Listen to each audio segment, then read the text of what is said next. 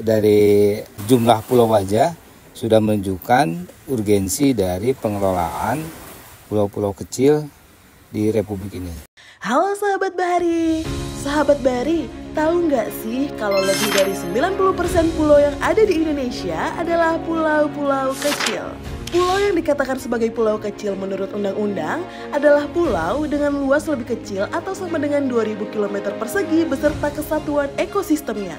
Pulau-pulau kecil ini juga masuk dalam salah satu program prioritas Menteri Kelautan dan Perikanan loh. Menarik banget ya pulau-pulau kecil ini. Nah, LKKPN Pekanbaru selaku pengelola 2 kawasan konservasi nasional di Indonesia bagian Barat berkesempatan ngobrolin tentang pulau kecil nih bersama Bapak Insinyur Koswara MP, Direktur Jenderal Pengelolaan Kelautan. Nah Pak Dirjen, kira-kira Pak Dirjen urgensinya pemerintah mulai membuka peluang investasi pulau-pulau kecil ya Pak Dirjen, terutama di pulau-pulau kecil ini dan di dalam kawasan konservasi ini, apa ini sebenarnya Pak Dirjen? Ya baik, terima kasih. Dari jumlah pulau aja sudah menunjukkan urgensi dari pengelolaan pulau-pulau kecil di Republik ini. Nah, pendekatan pengembangan pulau kecil ini harus diambil dari sudut pandang ekologi. Bagaimana mengembangkan keberlanjutan pengelolaan kelautan ini berbasiskan lingkungan. Salah satu yang menjadi penting di dalam berbasis lingkungan ini adalah masalah konservasi kelautan. Nah, untuk itu pengelolaan pulau kecil ini tidak bisa dilepaskan dari konsep konservasi. Bapak Dirjen Pengelolaan Kelautan juga menambahkan, dalam mengelola pulau-pulau kecil, dasar hukum atau paradigma yang digunakan adalah keberlanjutan dan konservasi nih sahabat Bahari. Sahabat Bahari tahu kan ada yang namanya kawasan konservasi Kepulauan Anambas? Dari sisi letak geografisnya, kawasan konservasi Kepulauan Anambas ini sangat strategis, dekat dengan negara tetangga seperti Singapura, Malaysia, Brunei Darussalam, Thailand, hingga Filipina. Selain keunggulan letak geografisnya, kawasan konservasi Kepulauan Anambas juga memiliki potensi sumber daya yang luar biasa besar. Terdapat 40 lokasi yang prospek pulau kecilnya bagus loh sahabat Bahari.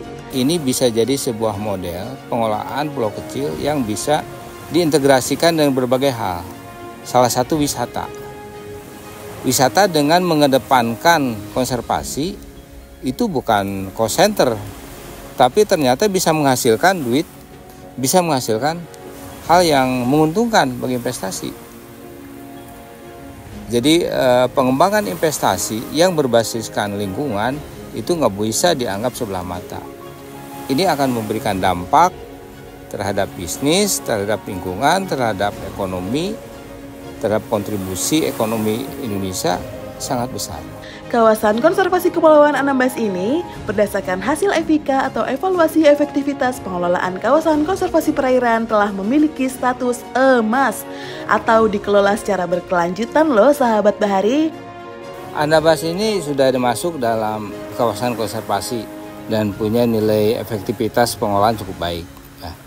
Jadi situ jadi satu poin kita bisa jadikan referensi buat langkah berikutnya. Kita cari sektor mana saja yang bisa kira-kira bergandengan tangan dengan konservasi ini. Sekali lagi, sahabat Bahari, kita semua punya komitmen yang sama ya. Kita berharap ini bisa menjadi inspirasi bagi pengelolaan kelautan yang lebih baik di seluruh Indonesia. Dari Anambas, kami perbincangkan untuk Indonesia yang lebih baik ke depan.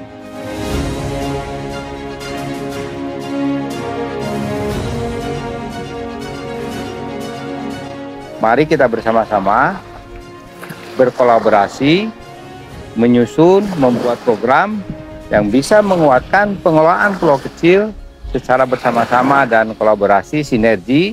Kita pakai semua energi kita, saling support dari berbagai sudut. Dan goalnya adalah kemajuan ekonomi Indonesia yang dikontribusikan dari blue economy. Demikian, terima kasih.